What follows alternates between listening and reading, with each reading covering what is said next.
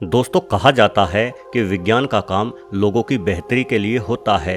वैज्ञानिक अपने प्रयोगों द्वारा नई खोजें और आविष्कार करते हैं ताकि हमें अधिक आरामदायक और निरोगी जीवन मिले। ऐसे कई महान वैज्ञानिक हुए हैं जिन्होंने प्राणघातक बीमारियों का इलाज खोजकर करोड़ों व्यक्तियों का जीवन बचाया है। किंतु क्या आप यकीन करेंगे कि कुछ वैज्ञानिक खोजें ऐसी भी रही हैं जो करोड़ों लोगों की मौतों का कारण बनी। सिर्फ इतना ही नहीं, इन खोजों की वजह से न सिर्फ हम इंसानों की बौद्धिक क्षमता घटी है, अपितु इन खोजों ने पूरे संसार में अपराधों को भी बढ़ावा देने के साथ साथ पृथ्वी की समस्त जलवायु को संकट में डाल दिया है। तो चलिए आज के वीडियो को आगे बढ़ाते हुए इसी बारे में विस्तार से जानते हैं। दोस्तों, वर्ष 1944 की बात है। एक नौजवान रसायन वैज्ञानिक जिनका नाम क्लेयर पेटरसन था ने इसी वर्ष अपनी मास्टर डिग्री की पढ़ाई पूरी की थी। कॉलेज और स्कूल में पढ़ते समय ही इस होनहार वैज्ञानिक ने अपनी तेज बुद्धिमत्ता से सबको हैरानी में डाल रखा था। वो अपने प्रोफेसरों से भी ज़्यादा बेहतर तरीके से रसायन विज्ञान को समझते थे। उनकी बुद्धिमानी को देखते ही उन्हें मैनहट्टन शहर में नौकरी मिल गई, जहाँ दुनिया का सबसे पहला परमाणु बम बनाया जा रहा था। यहाँ सभी वैज्ञानिक परमाणु बम में इस्तेमाल किए जाने वाले यूरेनियम 235 को इकट्ठा करने में जुटे हुए थे। ये काम उन दिनों नया और बेहद मुश्किल था, किंतु क्लेयर पेटरसन नाम के इस नौजवान ने नौकरी संभालते ही सारी मुश्किलों को दूर कर दिया, जिस कारण संसार का पहला परमाणु बम बनकर तैयार हो पाया। और उस परमाणु बम ने जापान में कितनी भयानक तबाही मचाई, ये किसी से छुपा नहीं है। खैर, जापान में तबाही मचाने वाला आविष्कार करने के बाद और द्वितीय विश्व युद्ध की समाप्ति के बाद क्लेयर पेटरसन अपनी पीएचडी की पढ़ाई पूरी करने लगे। और पीएचडी के लिए छात्रों को नए शोध करने होते हैं, इसलिए क्लेयर पेटरसन ने भी अपना नया शोध शुरू किया, जो था पृथ्वी की सही उम्र पता करना। इसके लिए पेटरसन ने पृथ्वी पर मौजूद रेडियो एक्टिव चट्टानों की जांच शुरू कर दी। दोस्तों, रेडियो एक्टिव चट्टानें एक तरह से प्राकृतिक घड़ी का काम करती हैं। उदाहरण के लिए यूरेनियम 238 पहले थोरियम में टूटता है, फिर ये प्रोक्टेनियम में टूटता है, और ऐसा करते हुए ये और 12 अलग अलग तत्वों में तब तक टूटता रहता है जब तक ये लेड 206 की अवस्था में स्थिर नहीं हो जाता।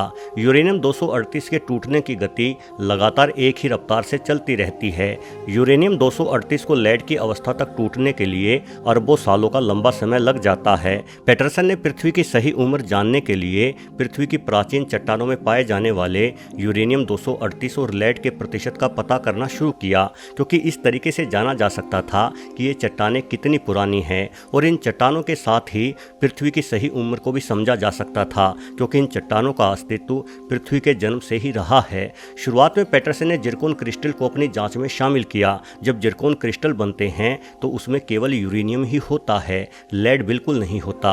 अगर किसी जिरकोन क्रिस्टल में लेड मिलता है तो इसका मतलब ये है कि यूरेनियम ही टूटते हुए लेड में तब्दील हुआ है। किंतु जब पेटरसन ने अपनी जांच शुरू की तो पाया कि पृथ्वी पर तो हर जगह लेड भरी हुई है, इतना लेड कि इस लेड को हर चट्टान पर बड़ी ही आसानी से खोजा जा सकता है। इतनी बड़ी मात्रा में यूरेनियम लेड में बदल गया हो, ऐसा होना संभव नहीं था। तो फिर आखिर इतनी मात्रा में पृथ्वी पर लेड आ कहां से रहा था? इस सवाल ने पेटरसन की नींद उड़ा दी और उन्होंने अपना पूरा जीवन इसी सवाल को समझने में लगा दिया। 1952 में पेटरसन कैलिफोर्निया गए और यहाँ अपनी प्रयोगशाला में वो पृथ्वी पर गिरे हुए उल्कापिंडों की जांच करने लगे, क्योंकि ये उल्कापिंड पृथ्वी पर फैले लेड से प्रभावित नहीं थे। और इन उल्कापिंडों का जन्म भी उसी घटना से हुआ होगा जिस घटना से पृथ्वी का जन्म हुआ है। इसलिए इन उल्कापिंडों की मदद से ही पेटरसन ने पृथ्वी की सही उम्र को समझा। पेटरसन ने 5 उल्कापिंडों की जांच 3 अलग अलग रेडियो एक्टिव तकनीकों से की और बताया कि ये सभी उल्कापिंड करीब 4.5 अरब साल पुराने हैं। वहीं दूसरी ओर पेटरसन ने जिस लेड को बेहद ही अधिक मात्रा में पृथ्वी पर पाया था, उस लेड की चर्चा अब पूरे विश्व में होने लगी थी। दुनिया भर के कई वैज्ञानिक लेड और इसके खतरनाक प्रभावों के बारे में बात करने लगे थे। वहीं कई वैज्ञानिक ये भी कह रहे थे कि ये लेड कुदरती रूप से ही पृथ्वी पर पाया जाता है। इसलिए पेटरसन ने अपनी जांच समुद्रों में करने का फैसला लिया। वो समझ गए कि यदि लेड प्राकृतिक रूप से पृथ्वी पर मौजूद रहा है तो समुद्र की गहराई में भी इसकी मौजूदगी होनी चाहिए। पेटरसन ने प्रशांत महासागर और अंटार्कटिक महासागर के पानी की जांच की तो पाया कि समुद्रों की गहराई में लेड की मात्रा ना के बराबर थी। वो ग्रीनलैंड और अंटार्कटिका में भी गए, जहां से उन्होंने बर्फ को खोदकर जांच की तो पता लगा कि गहराई की तुलना में बर्फ की ऊपरी सतह पर 10 गुना अधिक लेड मौजूद है। उन्होंने प्राचीन मिस्र की मम्मी से लेकर आज के आधुनिक मानवों के शरीर में भी लेड की जांच की तो ज्ञात हुआ कि आज के आधुनिक मानव में प्राचीन मानवों की तुलना में 1000 गुना अधिक लेड की मौजूदगी है। यानी ये लेड मानवों द्वारा फैलाया गया प्रदूषण ही है। पैटरसन के अनुसार जब से मनुष्यों ने धातुओं को पिघलाना शुरू किया है तभी से लेड की मात्रा पृथ्वी पर बढ़ना शुरू हो गई होगी, लेकिन औद्योगिकरण के बाद तो इस लेड की मात्रा को पंख ही लग गए और ये लेड हमारे लिए बेहद ही खतरनाक था, बेहद। तो चलिए उस घटना को भी जान लेते हैं जिस घटना के कारण ये लेड इतनी अधिक मात्रा में पृथ्वी पर फैला हुआ था। दोस्तों, वर्ष 1908 में अमेरिका के मिचिगन की सड़क पर एक महिला की कार अचानक से बंद पड़ गई। उन दिनों कार को स्टार्ट करने के लिए कार के इंजन को आगे से एक हैंडल की सहायता से घुमाया जाता था। महिला हैंडल को घुमा नहीं पा रही थी, इसलिए एक व्यक्ति महिला की मदद को आगे आया, किंतु हैंडल एक जोरदार झटके के साथ उस व्यक्ति के हाथ से छूटा और सीधा उस व्यक्ति के मुंह पर जा लगा, जिस कारण उस व्यक्ति की मौत हो गई। इस व्यक्ति का नाम बायरोन कार्टर था। कार्टर साहब खुद एक कार कंपनी के मालिक थे। उन्होंने अपने एक दोस्त हेनरी लीलैंड के साथ मिलकर कैडिलैक नामक कार कंपनी खोल रखी थी। हेनरी लीलैंड को अपनी दोस्त की मौत पर बहुत अफसोस था, इसलिए उन्होंने एक ऐसा आविष्कार करने की ठान ली जिस आविष्कार के दम पर कार बिना हैंडल घुमाए ही स्टार्ट हो सके। और चार्ल्स कैटरिंग नामक अपने एक अन्य साथी के साथ मिलकर हेनरी लीलैंड ने रात दिन एक करके वर्ष 1911 में कैडिलैक 30 नामक कार को प्रस्तुत किया। ये कार चाबी के घुमाने से ही स्टार्ट हो जाती थी। इस कार के आते ही कैडिलैक कंपनी की बिक्री में तूफान आ गया, लेकिन इस कार के साथ एक समस्या भी थी, जो थी इसकी कान फोड़ू आवाज़ और हद से ज़्यादा वाइब्रेशन।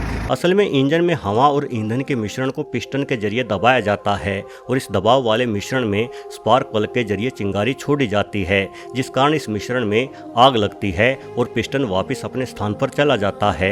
बार बार इस क्रिया को दोहराकर ही इंजन में गति पैदा की जाती है। परंतु कैडिलैक 30 कार के इंजन को चाबी से स्टार्ट करने के लिए पेट्रोल पर अत्यधिक दबाव डालने के हिसाब से डिजाइन किया गया था, जिस कारण से इंजन के अंदर जब पिस्टन पेट्रोल और हवा के मिश्रण को दबाता था तो स्पार्क प्लग के चिंगारी फेंकने से पहले ही इस मिश्रण में आग लग जाती थी। यानी एक नियमित अंतराल के बाद जलने की बजाय पेट्रोल अनियमित तरीके से जल रहा था। इसी कारण ये कार अत्यधिक शोर और वाइब्रेशन भी उत्पन्न कर रही थी। इस समस्या को दूर करने के लिए कंपनी के इंजीनियरों ने बहुत कोशिश की और आखिरकार उन्होंने इस समस्या का हल ईंधन बदलकर निकाल लिया। असल में अलग अलग ईंधन अलग अलग दबाव को सहन कर सकते हैं। उदाहरण के लिए N-हेप्टेन ईंधन थोड़े से दबाव से ही जलने लगता है, जबकि आइसोओक्टेन ईंधन को जलने के लिए बहुत अधिक दबाव की आवश्यकता होती है। ईंधन के जलने के दबाव को ही ध्यान में रखकर ऑक्टेन रेटिंग सिस्टम को बनाया गया है। आइसोओक्टेन को इस सूची में सबसे ऊंचे स्थान पर 100 नंबर के साथ रखा गया है, क्योंकि ये ईंधन बहुत अधिक दबाव में ही जल पाता है, जबकि N-हेप्टेन को बेहद कम दबाव में जलने के कारण 0 नंबर दिया गया है। सभी ईंधनों में दोनों ही तत्व मिश्रित होते हैं और ऑक्टेन रेटिंग से ही हमें पता चल पाता है कि किस ईंधन से हमें कितनी बेहतर परफॉर्मेंस मिल पाएगी। आज के ईंधन में सिर्फ ये 2 तत्व ही नहीं बल्कि अनेकों हाइड्रोकार्बन भी होते हैं, किंतु उस जमाने में विज्ञान इतना आगे नहीं बढ़ा था, इसलिए हेनरी लीलैंड और चार्ल्स कैटरिंग एक ऐसे केमिकल की खोज में थे जिस केमिकल को साधारण पेट्रोल में मिलाने से ही उस पेट्रोल की ऑक्टेन रेटिंग बढ़ जाए। उनके साथ काम कर रहे केमिकल इंजीनियर थॉमस मिडग्ले ने 5 सालों तक पेट्रोल में तरह तरह के केमिकल डालकर पेट्रोल की ऑक्टेन रेटिंग बदलने का प्रयास किया और आखिरकार उन्हें सफलता मिली। ये सफलता थी टेट्रा एथिल लेड की खोज। लेड बनाना आसान था एवं इसका कच्चा केमिकल भी आसानी से उपलब्ध था और 1 लीटर पेट्रोल में मात्र 1 मिलीमीटर लेड मिलाने से ही उस पेट्रोल की ऑक्टेन रेटिंग बढ़ जाती थी। चार्ल्स कैटरिंग और थॉमस मिडग्लोय ने टेट्रा एथिल लेड बनाने की तकनीक को पेटेंट करा लिया और उन्होंने इथाइल कॉरपोरेशन नाम से एक नई कंपनी की शुरुआत की, किंतु 2 महीने के अंदर ही इस कंपनी में काम करने वाले दर्जनों कर्मचारी लेड की वजह से बीमार होकर मारे गए। किंतु इन सब के बावजूद भी कंपनी अपना उत्पादन बढ़ाती रही और वर्ष 1950 आते आते लेड वाले ईंधन से चलने वाली लाखों कारें सड़कों पर दौड़ रही थी। इन्हीं कारों के धुएं से निकला लेड पृथ्वी के चारों ओर फैल रहा था और इसी वजह से क्लेयर पैटरसन पृथ्वी की चट्टानों की सही उम्र पता नहीं कर पा रहे थे। थॉमस मिडग्लोय द्वारा बनाया गया लेड असल में इंसानों के लिए एक जहरीला पदार्थ है जो हमारे शरीर की हड्डियों तक में जमा हो जाता है। लेड हमारे दिमाग को बेहद ही अधिक प्रभावित करता है। लेड हमारे दिमाग की नसों के ऊपरी आवरण को नष्ट कर देता है, जिससे हमारी सोचने सोचने समझने की क्षमता बुरी तरह से प्रभावित होती है। थॉमस मिडग्लोय अपनी कंपनी में काम कर रहे कर्मचारियों को बीमार होता देख ये सब कुछ जान चुके थे, किंतु मुनाफे के लालच में उन्होंने लेड का उत्पादन जारी रखा और कर्मचारियों को भी मोटे वेतन का लालच देकर रात दिन उत्पादन बढ़ाते रहे। किंतु धीरे धीरे दुनिया भर के वैज्ञानिक इस जहर के प्रभावों के बारे में लिखने लगे। अमेरिका में बच्चों पर किए गए लेड अध्ययन से यह पाया गया कि जिन बच्चों के शरीर के अंदर लेड अधिक मात्रा में मौजूद था वो बच्चे परीक्षाओं में लगातार फेल हो रहे थे। लेड का खतरनाक प्रभाव इंसानों को हिंसक भी बना रहा था। ये देखा गया कि आपराधिक प्रवृत्ति वाले लोगों में लेड की मात्रा अधिक थी। दिमाग के साथ ही इस जहर का असर शरीर पर भी देखा जा रहा था। लेड की अधिकता मनुष्य के रक्त को गाढ़ा बना देती है, जिससे नौजवान व्यक्ति भी दिल की बीमारियों से ग्रस्त होने लगे थे। अंदाजा लगाया गया कि दुनिया में प्रति वर्ष औसतन 10 करोड़ लोग थॉमस मिडग्लोय द्वारा बनाए गए लेड नामक जहर के कारण ही बीमार होकर मर रहे थे। दोस्तों, थॉमस मिडग्लोय की खोज सिर्फ लेड तक ही सीमित नहीं थी, बल्कि उन्होंने पृथ्वी के वातावरण को एक और बड़ा नुकसान पहुंचाया था।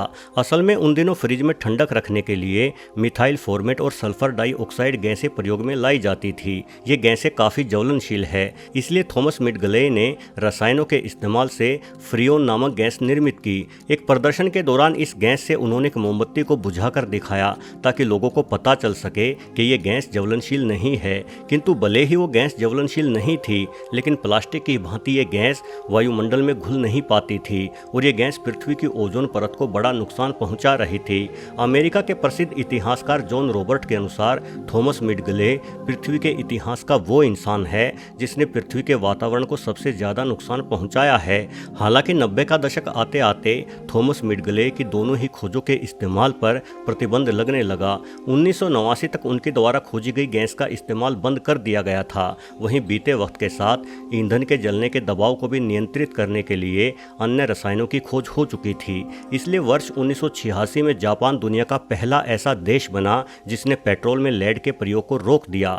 वहीं भारत में एक कदम सन 2000 में मार्च को उठाया गया। वर्ष 2021 में लेड पर प्रतिबंध लगाने वाला अल्जीरिया दुनिया का अंतिम देश बना और इस खतरनाक जहर से पूरी पृथ्वी को छुटकारा मिल गया। वीडियो देखने के लिए आपका बहुत बहुत धन्यवाद।